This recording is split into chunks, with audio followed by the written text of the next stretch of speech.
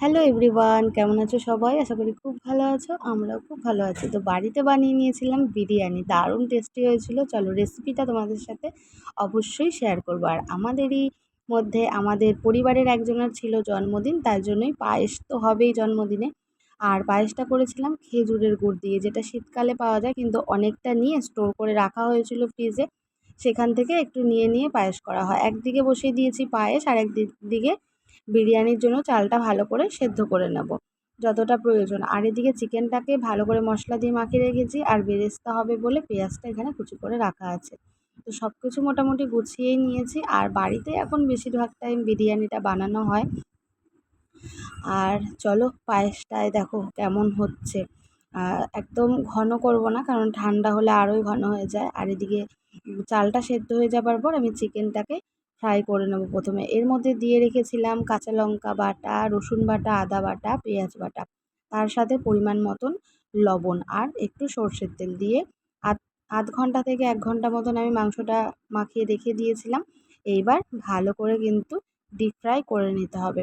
আর এইভাবে ফ্রাই করে নিয়ে বিরিয়ানিতে দিলে চিকেনটা খুব ভালো হয় খেতে। তোমরা কারা কারা এইভাবে বানাও অবশ্যই কমেন্ট করো। তো ভাবলাম যে একটা ভিডিও করি, তোমাদের সাথে শেয়ার করি। অনেক দিন তো ঠিকঠাক করে ভিডিও করা হয় না, আর পুজোতে সবাই ঘুরতে ব্যস্ত। আর ওই জন্য মোটামুটি মিউজিক ভিডিও দিয়েই ভিডিও পোস্ট করা হয়েছে, কোনো রকম ভয়েস ভিডিও দিইনি। আর রান্নাবান্না করতে যেহেতু ভালোবাসি, তাই মনে হয় একটু আমি ভিডিওটা করে আমার বন্ধুদের সাথে শেয়ার করি।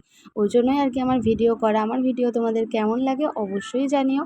তো আমি প্রথমে চিকেনগুলোকে সব ফ্রাই করে নিয়েছি, আর তারপরে বেরেস্তার জন্য পেঁয়াজগুলো ভেজে নিচ্ছি। একটু বেশি তেল দিয়ে একদম কড়া কড়া করে ভেজে নিতে হবে। আর বিরিয়ানিতে কিন্তু বেরেস্তা মাস্ট, তাই নয় কি? তোমরা কে কীভাবে বিরিয়ানি বানাও সেটা কিন্তু অবশ্যই কমেন্ট করে জানাবে। তো ভালো করে এবার পেঁয়াজটাকে ভেজে নিয়েছি। আর এখানে তারপরে আমি বিরিয়ানি যে চিকেনটা রেডি করব, ওর মধ্যে কিন্তু একটু খাসির চর্বিও দিয়েছি। এটা দিলে আলাদা একটা টেস্ট লাগে, খুব দারুণ একটা ফ্লেভার আসে। তো আমি প্রথমে অল্প পেঁয়াজ দিয়েছিলাম তেলের ওপরে। তারপর পেঁয়াজটা যে ভাজা ভাজা হয়ে গেছে, ওর মধ্যে একটা পাকা টমেটো আর আদা, পেঁয়াজ, রসুন, কাঁচা লঙ্কা বাটা সুন্দর করে দিয়ে কষিয়ে নিয়েছি। আর তারপর যে চিকেনটা ফ্রাই করেছিলাম, সেই চিকেনটাও এর মধ্যে দিয়েছি, দিয়ে অনেকক্ষণ ধরে কষিয়ে নিয়েছি, যাতে মাংসটা একদম সেদ্ধই হয়ে গেছে। আর ওদিকে আলুগুলো আমি একদম গোটা গোটাই রেখেছি, সেদ্ধ করে তারপরে লাল লাল করে ভেজে নিয়েছি। আর এখানে পুরো লেয়ার বাই লেয়ার সাজিয়ে নিয়েছি বিরিয়ানিটা। কেমন হয়েছে দেখো। এবার বসাবো দমে। আর দমে দেওয়ার পর তারপরে যখন হয়ে যাবে, তখন তো তোমরা জাস্ট দেখবে কত দারুণ হয়েছিল বিরিয়ানিটা।